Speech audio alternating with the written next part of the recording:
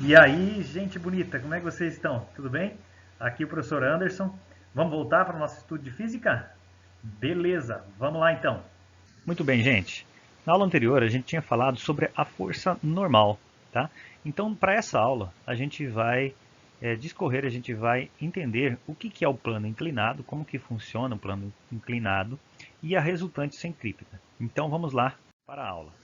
Olha só, aqui eu tenho uma situação de plano inclinado.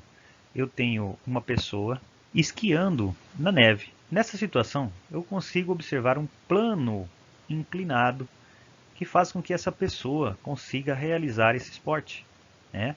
E eu consigo também demonstrar ou apresentar as forças que estão agindo no rapaz, na pessoa, no momento da prática de esqui. As forças que estão ocorrendo, então, é a força normal, perpendicular à superfície, e a força peso sempre apontando para o centro do planeta. E, é claro, um ângulo de inclinação que forma essa rampa. Tendo esses conceitos iniciais, a gente consegue fazer a decomposição dessa força-peso na sua componente horizontal e na sua componente vertical em relação à rampa, onde essa componente horizontal nós vamos chamar de Px e a componente vertical nós vamos chamar de Py, onde o ângulo formado entre Py e a força peso é o ângulo alfa que forma ou que dá a inclinação da rampa. Muito bem. Então aqui nós temos então os primeiros conceitos. Você tem que ter em mente quais são essas forças e quais são as decomposições.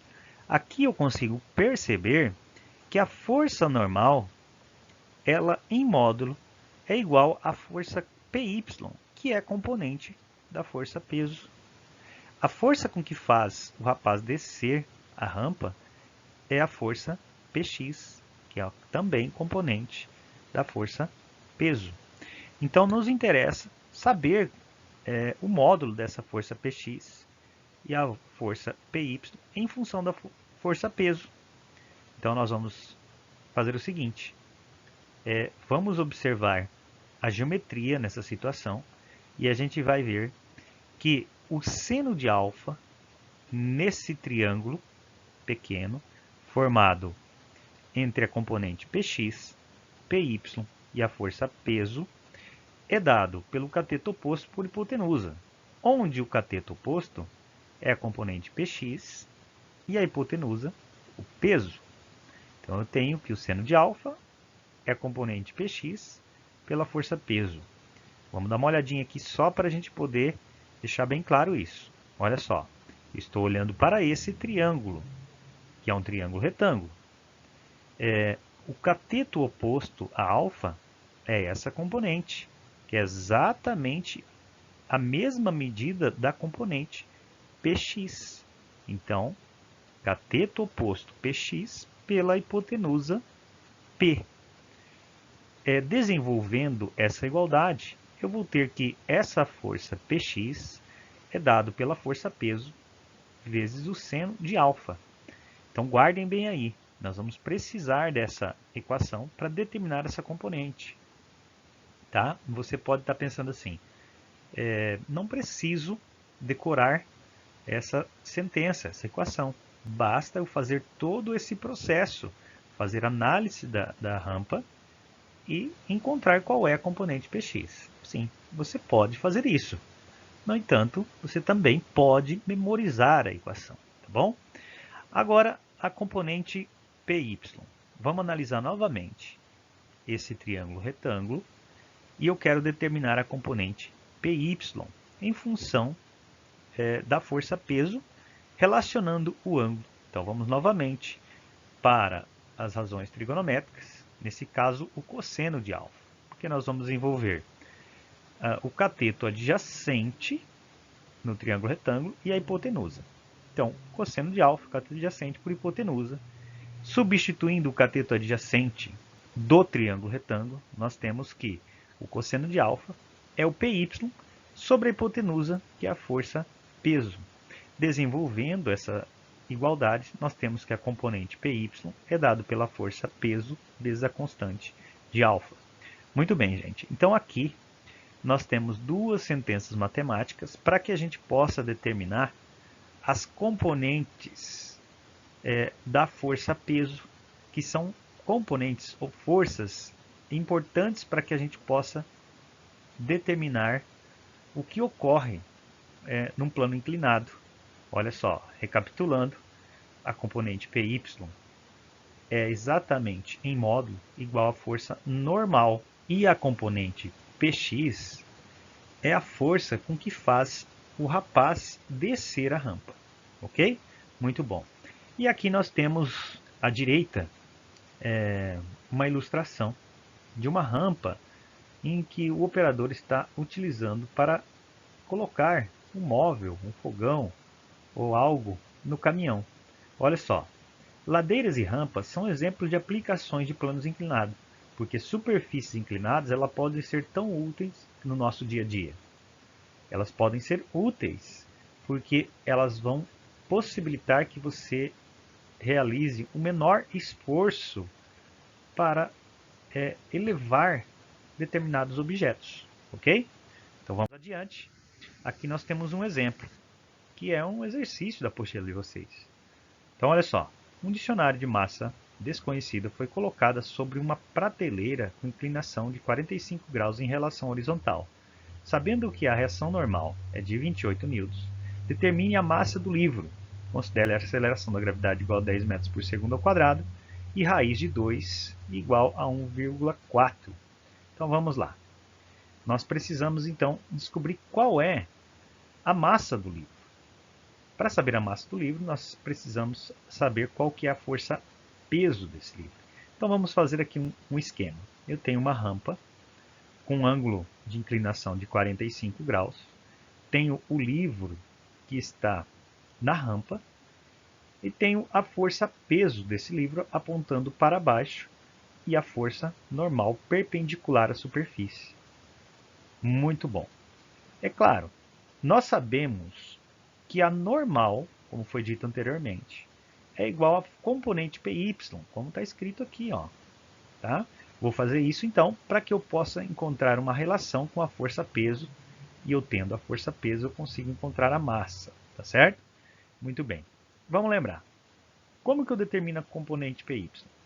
É a força-peso vezes o cosseno de alfa. Então eu tenho que essa normal é dado pela força-peso vezes o cosseno de 45 graus.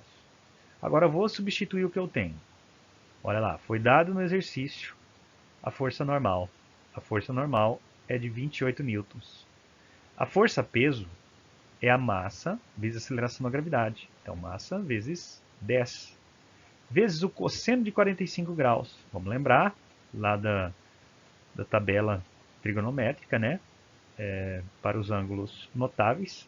Então, cosseno de 45, raiz de 2 sobre 2.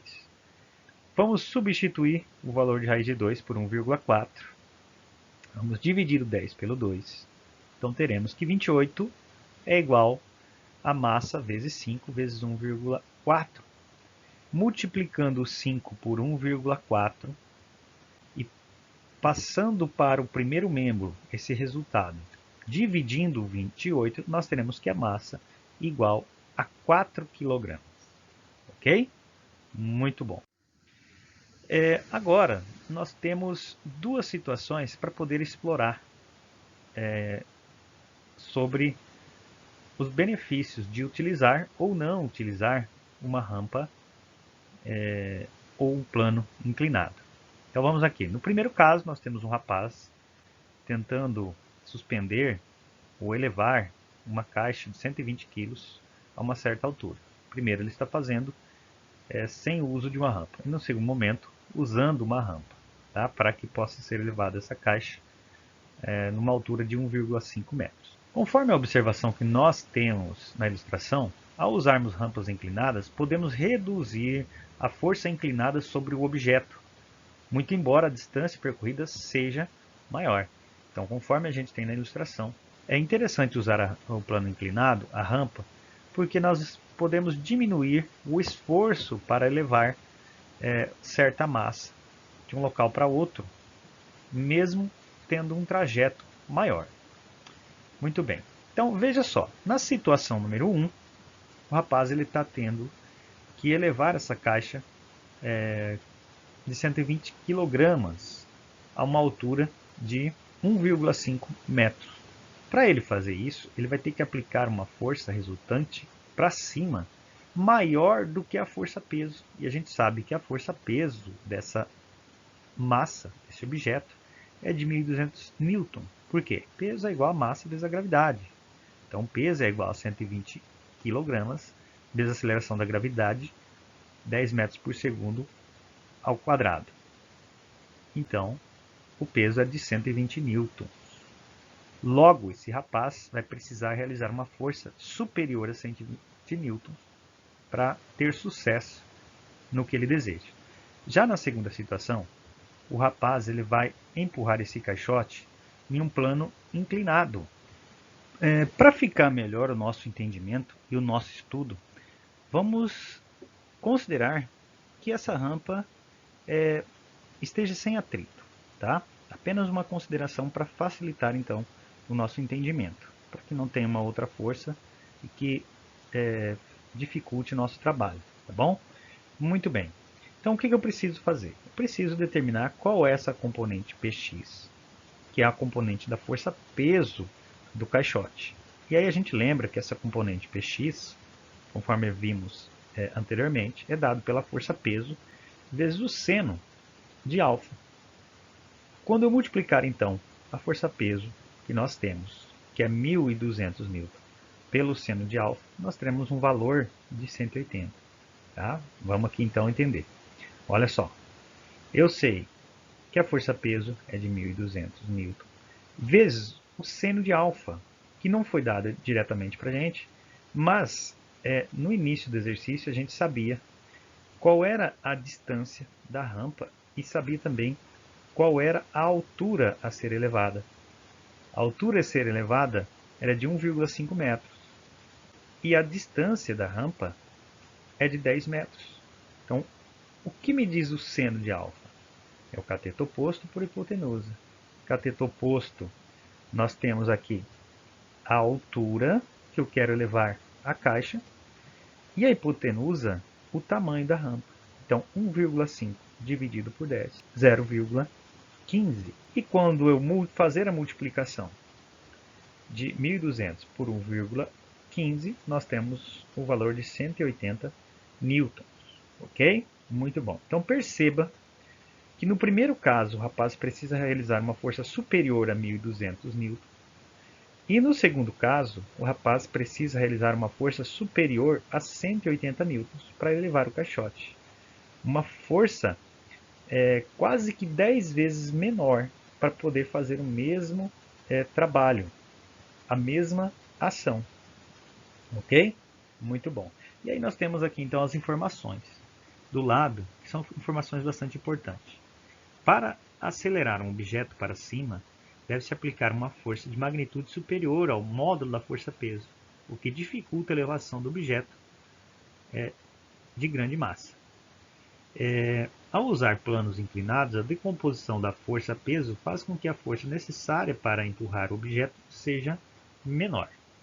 Pessoal, agora nesse momento a gente vai falar sobre a interação entre blocos, ou a força resultante entre blocos, né?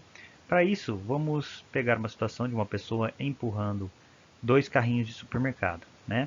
Um carrinho, primeiramente empurrando um carrinho A, e esse carrinho A empurrando o carrinho B, tá? Futuramente nós vamos chamar esses carrinhos de blocos, né? Para representar algumas situações. Então vamos lá, vamos entender. O rapaz empurra o carrinho A com uma certa força F. Essa força F vai fazer com que o carrinho A se movimente e aplique uma força no carrinho B. Então nós temos aqui a força que A aplica em B. Muito bom. Entendendo isso, vamos separar ou isolar cada carrinho para verificar quais são as forças que estão ocorrendo. Então, primeiramente, o carrinho A. Quais são as forças? A força F que o rapaz aplica no carrinho A, a força de reação que o carrinho B realiza em A, a força normal, dado o contato com a superfície, e a força peso do carrinho A. Da mesma forma, eu faço com o carrinho B, agora isolando o carrinho B, olhando somente para ele, eu estou percebendo a força normal de B, a força peso de B e a força com que a A aplica no carrinho B, ok? Muito bom. Tendo em mente essas forças, nós vamos analisar agora qual é a força resultante em cada carrinho. Para isso, a gente vai recorrer à segunda lei de Newton, força igual a massa vezes aceleração. Analisando o carrinho A, as forças que estão na vertical, olha só, vamos voltar aqui um pouquinho, força na vertical, a gente tem força normal para cima e a força peso para baixo. Como não temos movimentação na vertical, então a força normal menos a força peso é nula, igual a zero. Disso a gente conclui que a força normal é igual à força peso. Agora, na horizontal, nós temos uma força F para a direita e uma força que B aplica em A para a esquerda. Então, na horizontal, a gente tem essa força F menos a força que a B aplica em A, igual a massa do carrinho A vezes uma aceleração. Ok? E vamos deixar essa equação aqui guardadinha, vamos chamar ela de equação número 1. E agora vamos para o carrinho B, carrinho número 2. E vamos fazer a mesma coisa, vamos analisar as forças que estão na vertical. Veja que o carrinho não está se movimentando na vertical. Então eu posso dizer que a subtração da força normal e a força peso é igual a zero. Daqui eu tenho então que a força normal é igual à força peso. Agora, olhando na horizontal. Na horizontal, nós temos apenas a força que A aplica em B para a direita. E isso faz com que o carrinho se movimente. Então, nós dizemos que a força que A aplica em B é dado pela massa de B vezes a aceleração. Ok? Muito bom. Isso vamos chamar de equação número 2. Agora vamos juntar a equação número 1 e o número 2. Nós teremos um sistema de equação. E conforme foi feito no livro, a gente vai usar um sistema de equação para resolver essa situação. Então, olha só. Eu tenho que a força que o rapaz aplica menos a força que B aplica em A é dado pela massa de A vezes a aceleração, dado pela equação número 1. A força que A aplica em B, nós temos que é a massa de B vezes a aceleração. Como sabemos que a força que a B aplica em A é igual à força que A aplica em B, pela terceira lei de Newton, ação e reação, né? Podemos substituir, ou podemos fazer aqui uma operação de adição de equações, né, para resolver o sistema. Simplificamos a força de A, B com a força de B e A, e temos que a força resultante é a somatória da massa de A com a massa de B, que multiplica a aceleração. Então, concluímos que a força resultante nesses dois carrinhos é a soma da massa de A com a massa de B vezes a aceleração. Ok? Muito bom, gente. Então, você deve estar se perguntando, professor, tem necessidade de fazer todo esse processo para a gente resolver exercícios? Olha só, eu já sei que para empurrar os carrinhos, eu preciso aplicar uma força, e essa força tem que ser proporcional à somatória das massas, vezes a aceleração que eu quero obter nesses dois carrinhos. Tá? Então, basta eu memorizar essa sentença, essa equação matemática. É claro que é importante você saber todo esse processo, tá bom? Então, vou deixar para que vocês depois estudem isso, realizem, entendam como faz, mas também memorizem essa equação. Adiante, nós temos aqui então uma situação, ou a mesma situação, né? Agora enumerando. Então vamos pensar o seguinte, vamos pensar que o carrinho tem uma massa de 20 kg, o carrinho A, e o carrinho B tem uma massa de 10 kg. E eles são empurrados por uma força de 60 newtons. Então a gente pode determinar a aceleração do sistema. Então a gente vai lá, recorrer àquela equação, olha só, que a força resultante é dada pela massa de A mais a massa de B vezes a aceleração. A força que o rapaz está aplicando é de 60 newtons. A massa de A 20, a massa de B 10, e quando eu resolvo isso, ó, aqui nós teremos 30, e vou dividir os 60 por 30, então ó, eu tenho que a aceleração é 2 metros por segundo ao quadrado. Ok? Então perceba, foi dada uma situação de interação entre corpos e eu descobri a aceleração desse sistema dada a força resultante e a massa desses corpos. Sabendo a massa dos corpos, sabendo a aceleração, então a gente pode pegar a equação número 1, que nós encontramos anteriormente, e substituir os valores que nós temos para que a gente possa determinar a força que o corpo B aplica em A e também a força que o corpo A aplica em B. Então vamos lá, pegando a primeira equação e substituindo. A força resultante, a força que o rapaz aplica, é 60 N, menos a força que B aplica em A, igual a massa de A 20, vezes a aceleração 2. Então eu tenho que a força de 60 menos a força que B aplica em A igual a 40. Resolvendo isso, letra para um lado e número para o outro, teremos que a força que B aplica em A é igual a 20 newtons. Da mesma forma que se eu pegar a segunda equação, a força que A aplica em B é dada pela massa de B vezes a aceleração. A massa de B é 10 e a aceleração é 2. Logo, a força que A aplica em B é igual a 20 newtons. Exatamente a força que B aplica em A. Então, se você encontrou uma, não tem necessidade de você fazer as duas operações. Por quê?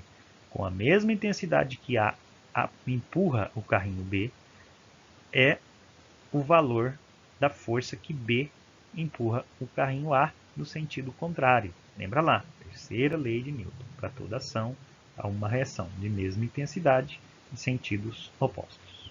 Ok? Agora, mais um exemplo com o exercício da apostila de vocês. Então vamos considerar aqui dois blocos A e B de massas iguais a 3 kg e 4 kg, respectivamente. Estão em contato e sobre uma superfície horizontal perfeitamente lisa. Uma pessoa os empurra com uma força de 56 Newton. Determine o módulo da aceleração que o conjunto adquire.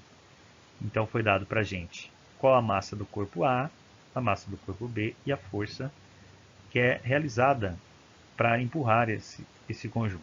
Então, pela segunda lei de Newton, força é igual a massa vezes aceleração. Conforme já vimos anteriormente, essa força resultante no sistema é a somatória das massas desses dois corpos vezes a aceleração do sistema.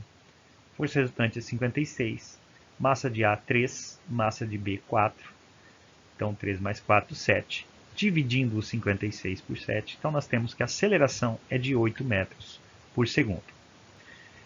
No item B, quero saber qual é a intensidade com que o bloco A empurra o bloco B. Então, a força com que A aplica em B, ou empurra o B, né? Tem aqui um erro, era para ser a letra A, tá? Então, erro de digitação, mas tudo bem. Então, a força que A aplica em B é dado pela massa de B vezes a aceleração. Isso é lógico, gente. Para que o corpo A possa empurrar o corpo B, ele tem que considerar o quê? Tem que considerar a massa de B. Então, a massa de B vezes a aceleração. A massa de B foi dado no exercício, que é igual a 4. E a aceleração nós encontramos anteriormente, que é 8. Então, a força que A aplica em B é de 32 newtons.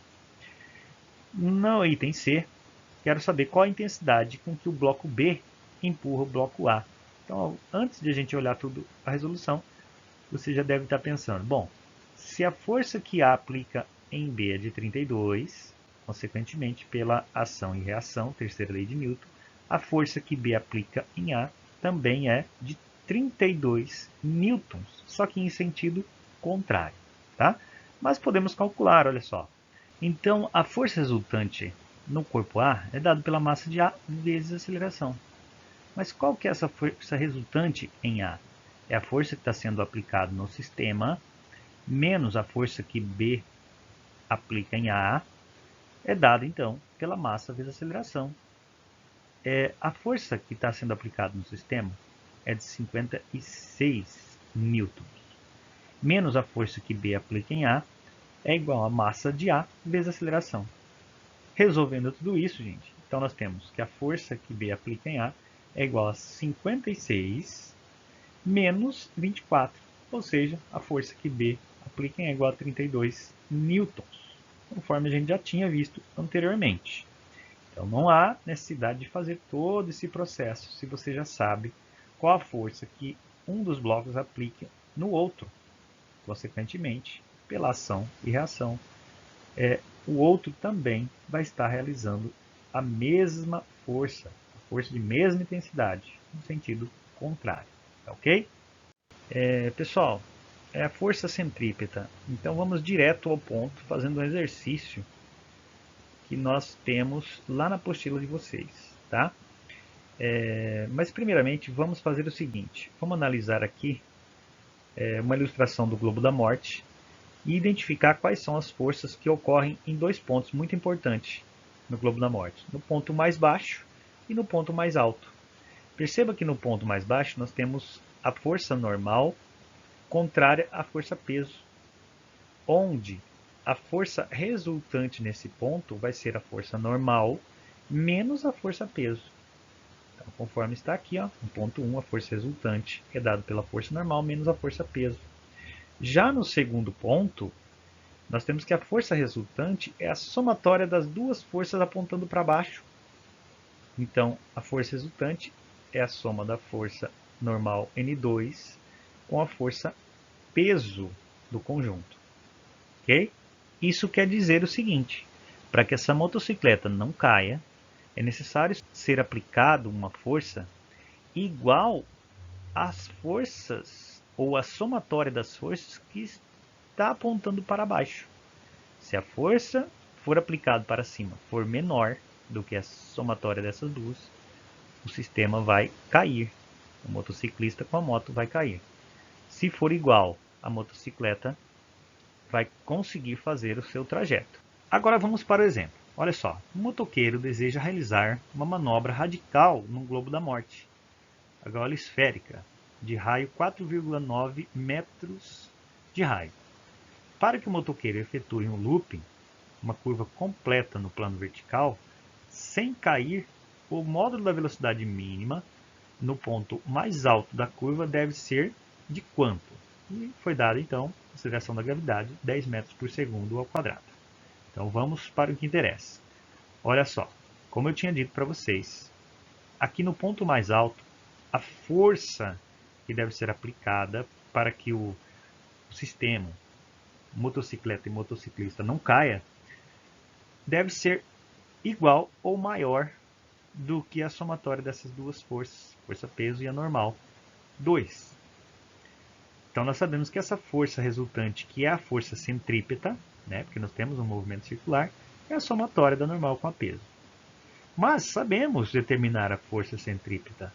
É dado pela massa vezes a velocidade ao quadrado dividido pelo raio de curvatura desse movimento circular. A força normal tem que ser igual a zero, né? O mínimo para que não ocorra a queda. Já a força-peso é dado pela massa vezes a gravidade. Então agora nós vamos resolver tudo isso aqui. Ó. Posso fazer o seguinte, simplificar essa massa com essa massa. E eu vou ter o seguinte, que velocidade ao quadrado sobre R é igual a gravidade. Vou passar esse R multiplicando a gravidade. Então tem que velocidade ao quadrado é igual a R vezes G. E agora eu vou aplicar a raiz quadrada. Raiz quadrada de V ao quadrado é V, igual a raiz quadrada de R vezes G. Logo, nós temos que a velocidade mínima naquele ponto é a raiz quadrada de 4,9 vezes 10. Então, a velocidade mínima para o sistema moto e motociclista não cair é igual a raiz quadrada de 49, que é igual a 7 metros por segundo. Então, numa velocidade menor do que 7 metros por segundo, o motociclista vai ter um acidente, ele vai ter uma queda. Para a velocidade igual ou maior do que 7, esse motociclista vai conseguir realizar a sua manobra, o seu looping. Ok? Muito bem, gente. Então, nós temos algumas atividades na apostila para ser realizada. Então, vamos lá, com muita atenção. e dedicação. Qualquer dúvida, me questione. Um abraço a todos.